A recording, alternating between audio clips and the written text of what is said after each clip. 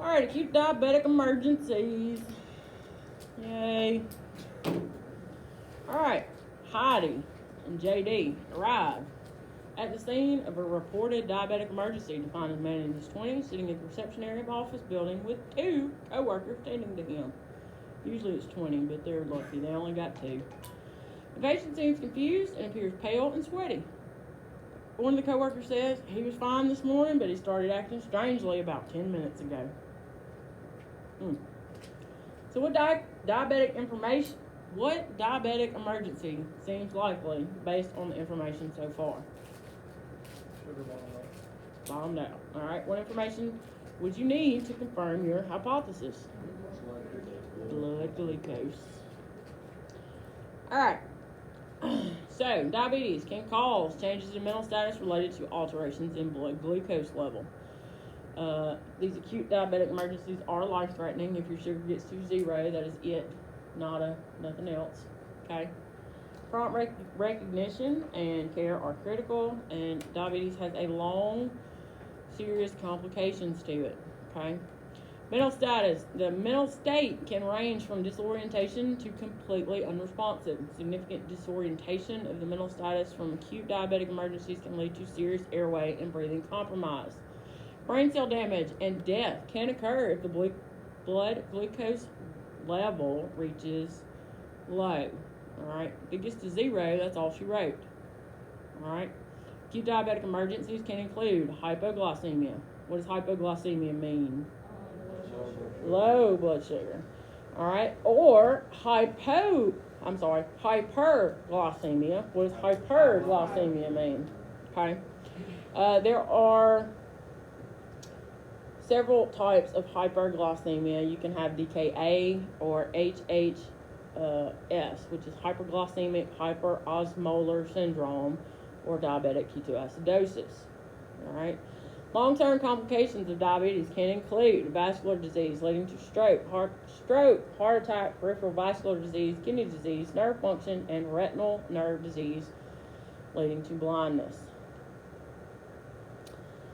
Under normal conditions, hormones control the blood glucose level. Diabetic emergencies result from abnormalities in blood glucose control. Glucose is a major source of fuel for the cells.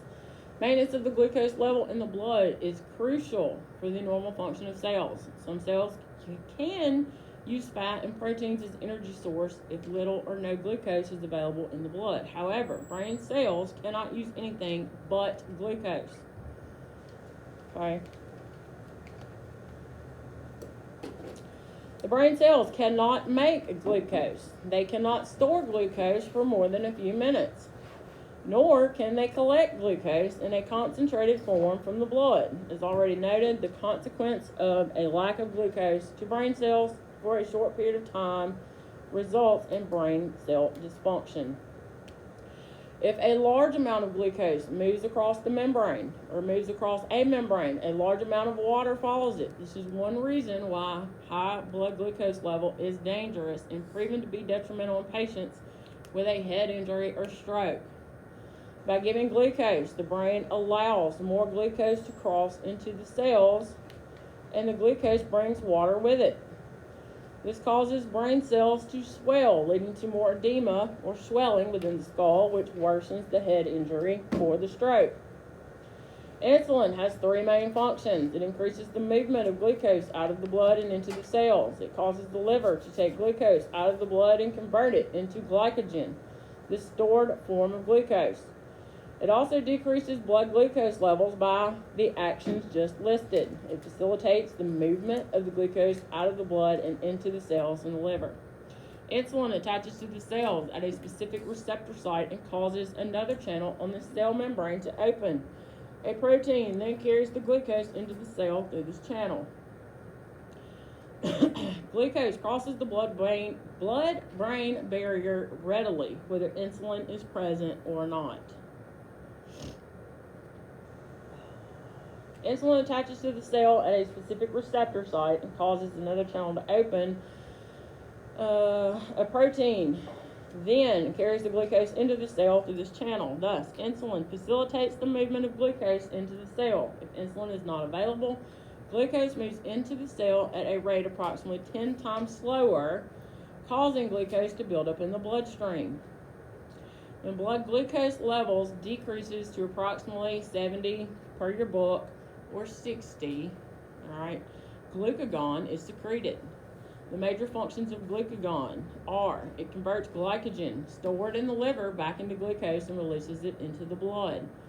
It converts other non-carbohydrate substances into glucose in the liver. It increases and maintains the blood glucose level by converting glycogen and other substances into glucose. Epinephrine stops the secretion of insulin and promotes the release of stored glucose from the liver, as well as the conversion of other substances into glucose. Many of the signs you see in a patient with low blood glucose levels are caused by the release of epinephrine. Pale, cool, sweaty skin, stuff like that. Within 1 hour after a meal, a person's blood glucose level increases to 120 to 140 milligrams per deciliter.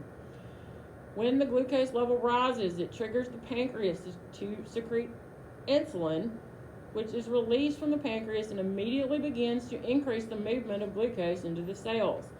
About 2/3 of the glucose is taken up by the liver, which converts it to glycogen to be stored by the liver and muscles for later use. The brain takes up as much glucose as it needs without the aid of insulin. As the cells continue to require and use insulin in the hours after a meal, the blood glucose level drops near the lower end of the normal range. The pancreas recognizes the decreased blood glucose level and secretes glucagon. The glucagon causes the liver to begin converting the glycogen, or the stored glucose, back into glucose and releasing it into the bloodstream. Other non-carbohydrate substances are also converted into glucose. This raises the blood glucose levels and maintains it in that normal range until the next meal. Glycogen storage in the liver can last up to 24 to 48 hours. After that, there is typically no more glycogen left in the liver to be converted into glucose, and the blood glucose may drop drastically. Whereas fats and proteins begin to be used by the body's cells at a high rate for energy. Diabetes is a condition in which there is a disturbance in the metabolism of carbohydrates, fats, and proteins. The primary problem in this condition is either a lack of insulin secreted by the pancreas or the inability of the cell receptors to recognize the insulin and allow the glucose to enter at a normal rate. Blood glucose is measured in milligrams per deciliter. The body normally maintains blood glucose level within a wide range. From your book says 70 to 140. It's usually 60 to 120 is what we use around here. Okay, the specific level within this range depends on the last time the patient ate or drank, especially carbohydrate-containing foods and drinks. Other factors such as exercise and activity need to be taken into consideration. Fluctuations within the normal blood glucose range are generally considered normal and not unexpected. A reading less than 70 or 60 can indicate a lower than normal level of glucose in the blood, whereas a reading greater than 140 may indicate higher than normal amount of glucose in the blood. Hypoglycemia, according to your book, is 70 or less with signs or symptoms. Anywhere around here it's going to be 60 or less with signs and symptoms. Hyperglycemia is greater than 120.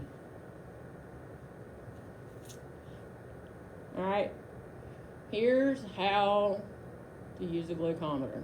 Pretty sure I put a little video on this on Facebook.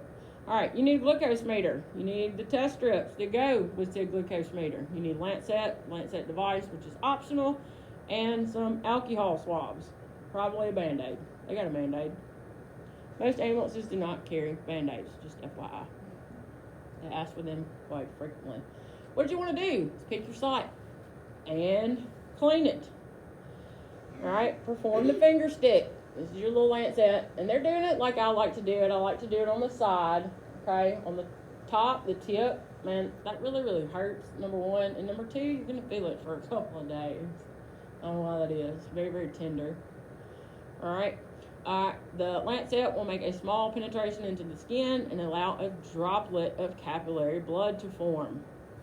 To get an accurate glucose reading, you need to get a good blood sample. Place the first drop of blood onto a dressing. Drop the second drop of blood onto the test strip. The reading is typically displayed shortly after obtaining the sample. It'll usually have a little countdown thing on there. Ours at East Carroll, I think it goes from 10. Some of them are 5. It'll count down, then it'll give you a reading. Okay. So this guy's glucose is 83 milligrams per deciliter. All right, if there's no insulin or a minimal amount of insulin in the blood, the cells take up glucose at a much slower rate. Or if there is enough insulin, but there is a deficit in the cell receptor sites that prevents them from recognizing and attaching insulin, this can cause a drastic reduction in the amount of glucose that is allowed to enter the cell. An excessive amount of glucose collects in the blood and raises the blood glucose level. Because the glucose cannot enter the cell at a normal rate, the cells begin to starve for energy and must use other sources such as fat. Even though the blood is filled with glucose molecules, there are not enough available to the cells for energy production. Okay? You have to have the insulin for the glucose to work. It's like the key. The peak ages for onset of type 1 diabetes are 4 to 6 years, and again at 10 to 14 years. The patients are typically lean from weight loss. Their blood glucose levels are extremely high if untreated. And these patients suffer from the 3 P's: polydipsia, polyuria, and polyphagia. What is polydipsia? Being too much, It's polyuria. or not being at all. It's not Thirsty? Thirsty. Oh, I don't know. Very thirsty. Polyuria.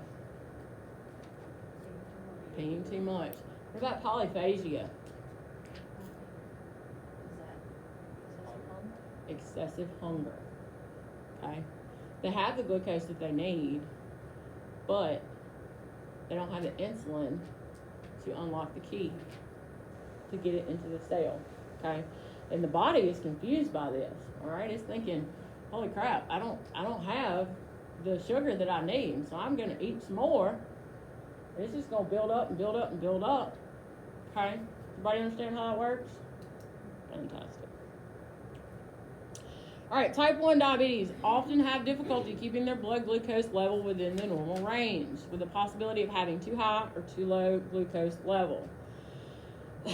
Type 1 diabetes is much less common than type 2.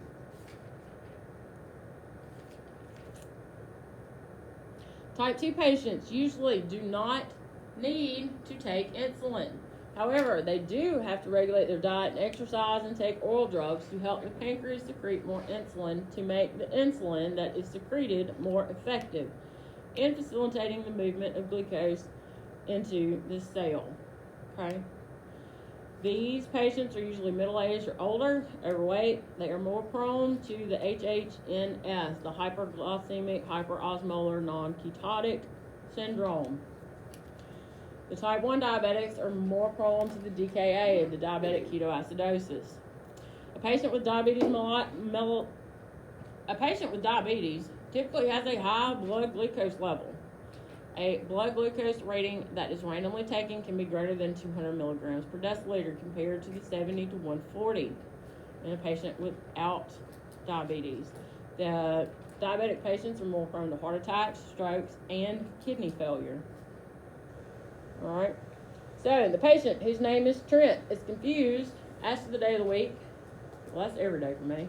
And has difficulty answering other questions but can follow commands. He is able to confirm a history of diabetes, but it is unclear when he last took his insulin or ate. They obtain a blood glucose reading of 48 milligrams per deciliter. Is he hyper or hypo? Hypo. Okay. Explain the findings of confusion in the pale diaphoretic skin.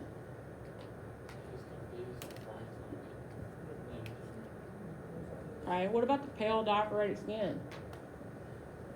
What else is released? Remember we talked about epinephrine. Okay. So what kind of treatment does this patient need?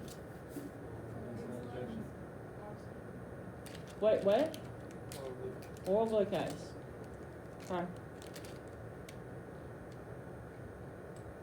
Alright, hypoglycemia is the term for a low blood glucose level. It is usually defined as a blood glucose concentration less than 70 or 60.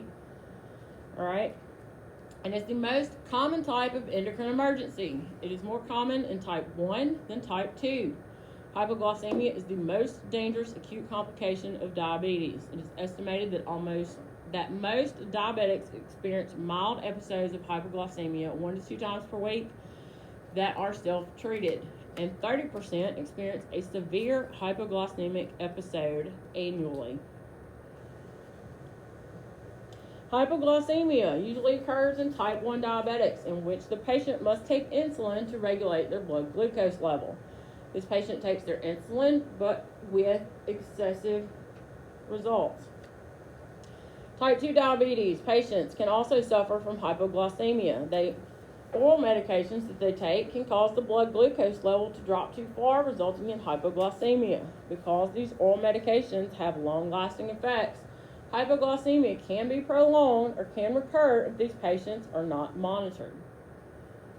Okay. As the blood glucose level drops, epinephrine is secreted at higher levels. The effects of epinephrine is to shut down secretion of insulin and stimulate the secretion of glucagon, which in turn converts stored glycogen, everything starts with the freaking G, which in turn converts stored glycogen and other non-carbohydrate substances into glucose.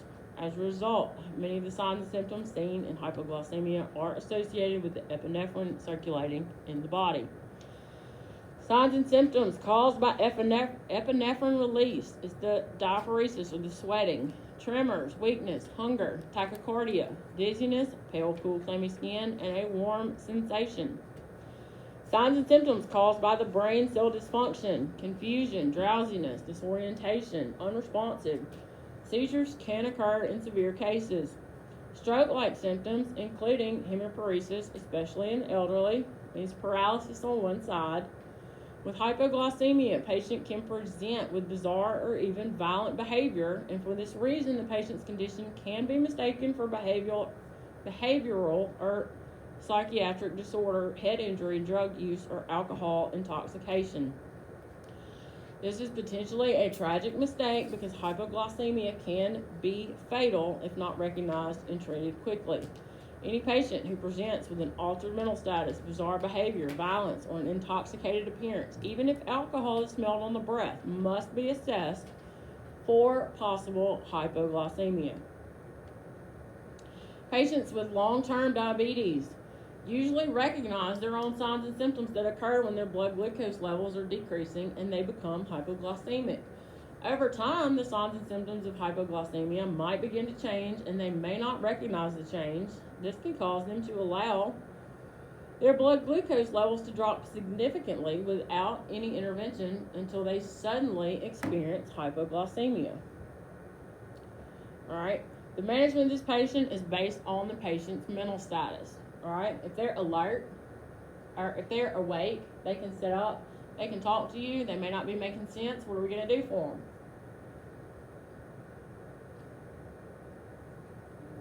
Oral glucose. Fantastic.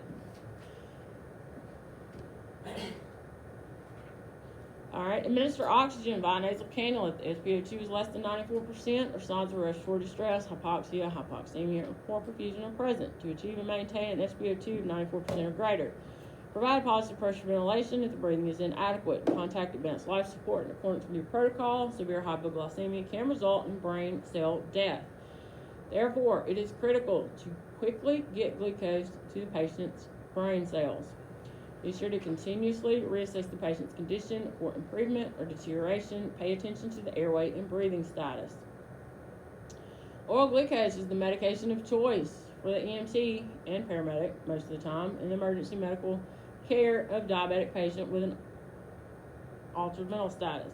Be sure to continuously reassess the patient's condition for improvement or deterioration. Pay attention to the airway and breathing.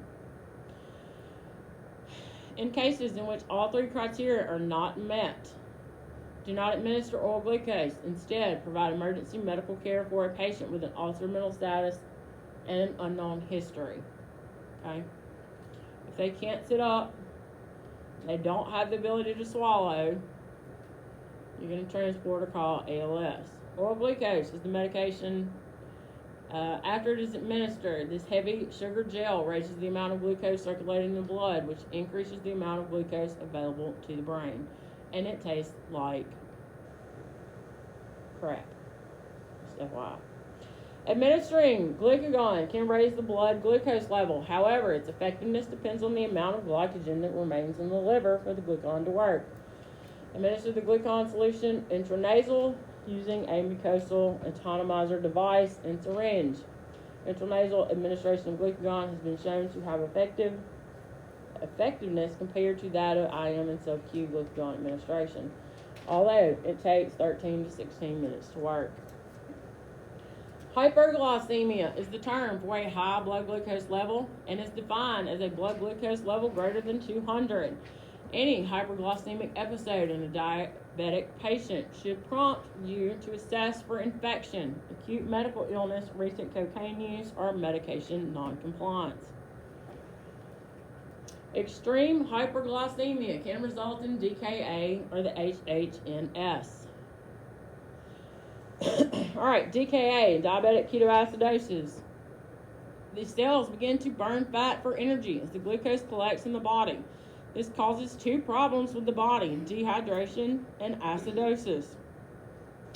The excess glucose from the blood begins to spill into the urine, drawing large amounts of water with it. The patient begins to urinate frequently because of the excessive glucose, simultaneously eliminating large amounts of water attracted to the glucose. This leads to dehydration.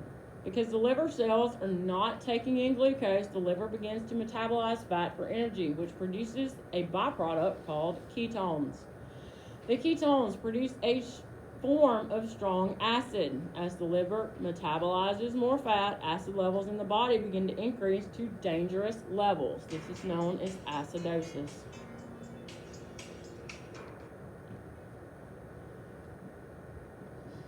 An altered mental status in the DKA patient is not from a lack of glucose to the brain, but rather an altered mental status results from dehydration, fluid shift, and acidosis affecting the brain cells.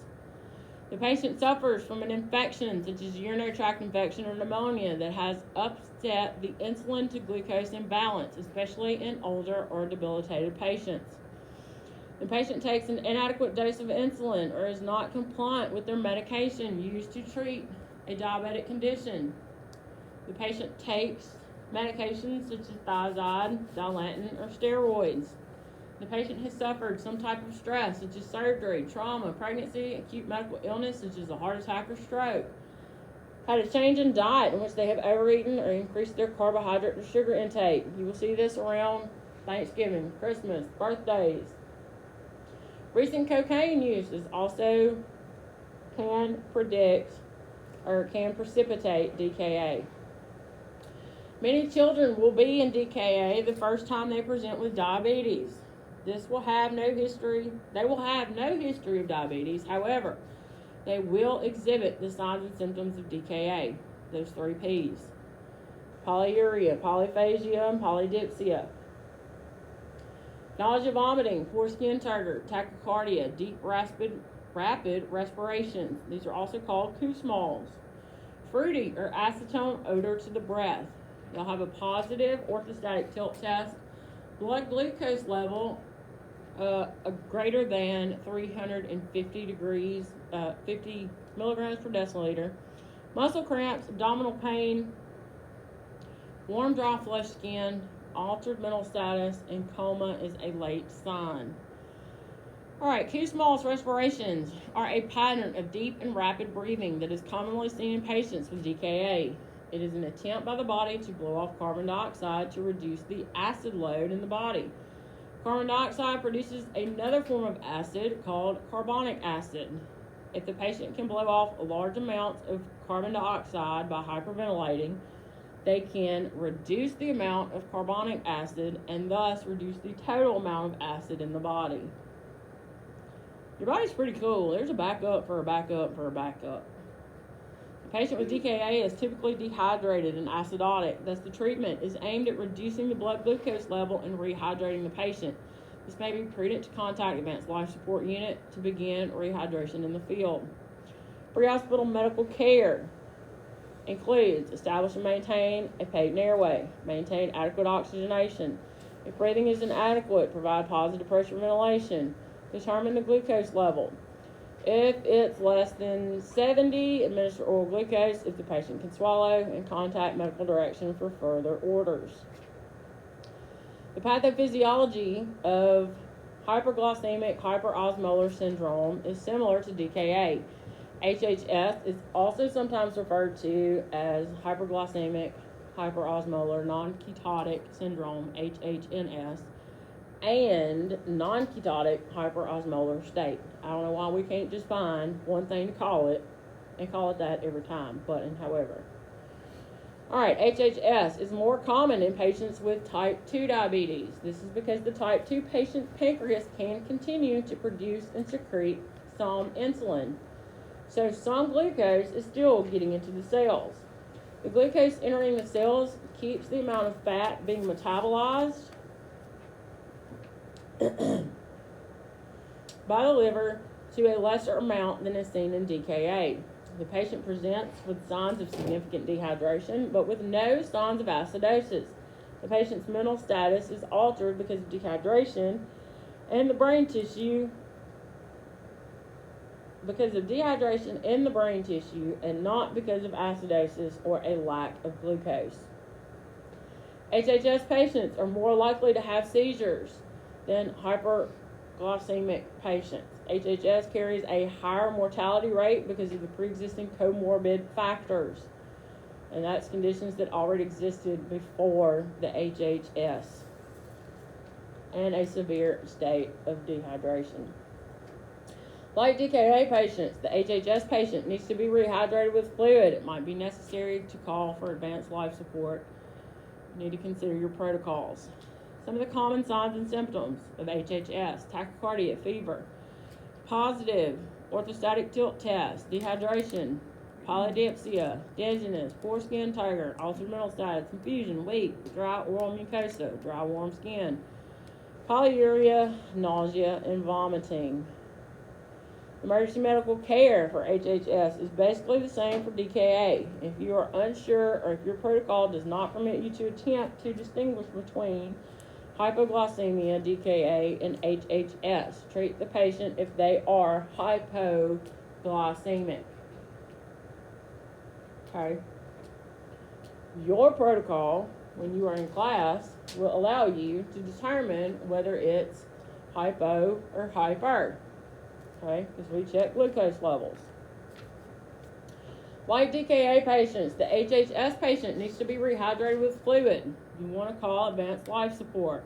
Okay, so here's your signs and symptoms. All right, DKA, slow over days. HHS, slow over days. Hypoglycemia, sudden over minutes. Everything has tachycardia. Blood pressure, DKA, low. HHS, low. Hypoglycemia, normal. Respirations, Kussmaul. HHS, normal. Hypoglycemia, normal, shallow. All right? Need to go over those. All right. If clues gathered during the scene size up and primary assessment lead you to suspect that the patient can be diabetic, look for medical alert tags, tattoos, and other medical identification that confirms a diabetic history. All right. You will see these people. Some people you will see with an insulin pump. Okay, it's this little beeper-like looking thing that's attached to their belt usually, and it they have a way to connect it to their sometimes it's on the back of their arm too. There's pumps like that. It just says diabetic. It ain't nothing. Wherever they want to get it, I guess. I mean, if it was me and I was diabetic, I wouldn't put it on my ass, because that's not the first place I would look. But, however, you know, arms, chest, forehead, that's what I would do. Anyways. All right, it is important that you recognize the prescribed medications that a diabetic patient might be taking. Presence of such medication can help establish the history of diabetes. An altered mental status from hypoglycemia can typically have a sudden onset.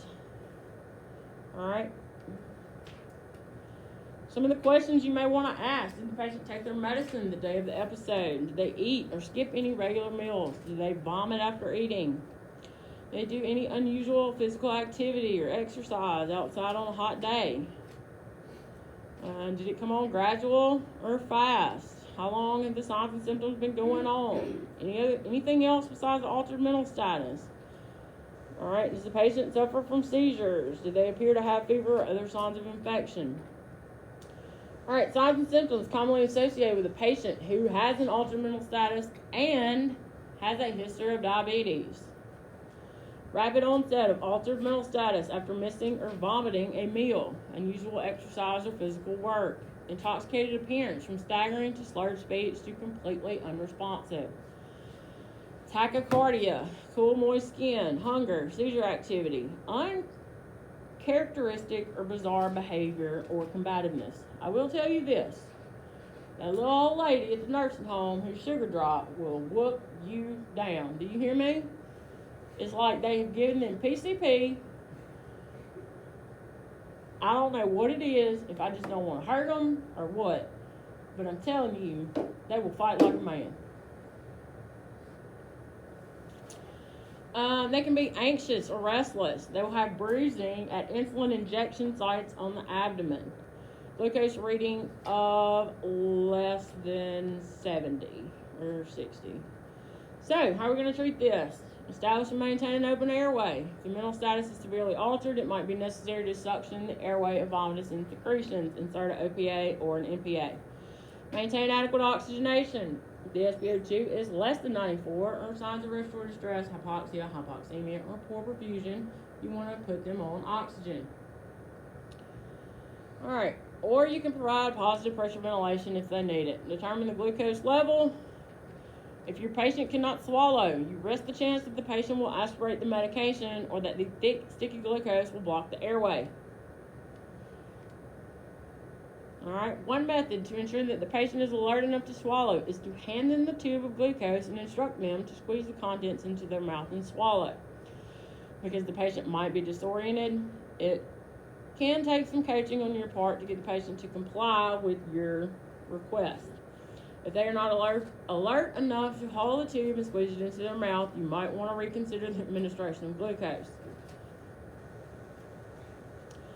Some protocols allow EMTs to rub the glucose on the patient's gum, between the cheek and the gum. I would be very, very careful with doing that, mainly because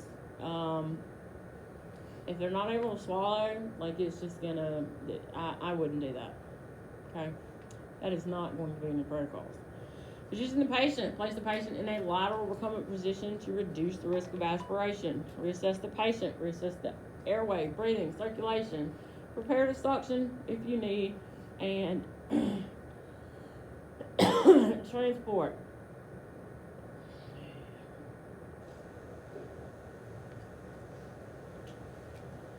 All right, if the patient's mental status continues to deteriorate or does not improve, maintain a patent airway, adequate breathing, and oxygenation. You need to communicate and report any changes in the patient's condition. All right, the patient meets criteria in the EMT's protocol for administering oral glucose. JD administers the oral glucose as they prepare for transportation to the hospital. En route, JD continues to monitor Trent's airway, mental status, and he begins to see some improvement in the mental status as they arrive at said hospital. All right, anybody have any questions about diabetes?